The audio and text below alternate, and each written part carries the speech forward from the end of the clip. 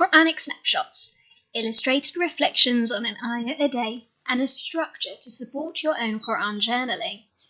Juz 21, and today's verse is from Surah Luqman, ayah 18. وَلَا تَمْشِي فِي الْأَرْضِ مَرَحًا. Do not walk on the earth proudly. Allah wants us to be the absolute best versions of ourselves. To guide us to this, we saw in previous juz how He has given us advice on what to eat, how to talk, and here, how to walk. If I asked you to act out walking proudly, how would you move? Does it have a bit of a strut or a swagger? It's interesting, isn't it, that we can picture what Allah means when He tells us not to walk proudly. We can see in our mind what that looks like.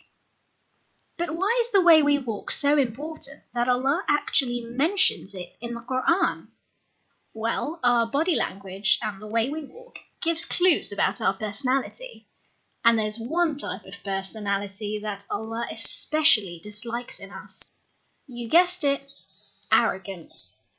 In the rest of this verse, He says, Allah does not love the mukhtal and fakhur.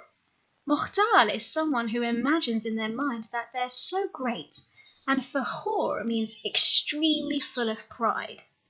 Allah is telling us not to walk around showing off to other people thinking that we're better than them. I remember hearing an analogy once that stayed with me. It goes, in the universe there's a solar system, and in that solar system there's a planet. On that planet there's a continent, and on that continent there's a country, and in that country there's a city. In that city there's a town, and in that town there's a road. On that road is a house, and in that house is a room where sits a man who thinks that he's the king of the world. You and I are just one of billions. And how can we be arrogant when everything we have is because of Allah? As we saw in Juz 5, all good is because of Him, and in Juz 14, how we can't even begin to count His favours on us. To me, this verse is a reminder to check the way I behave and what it says about my attitude. Let's pick out some of the key words to help us remember and record this passage.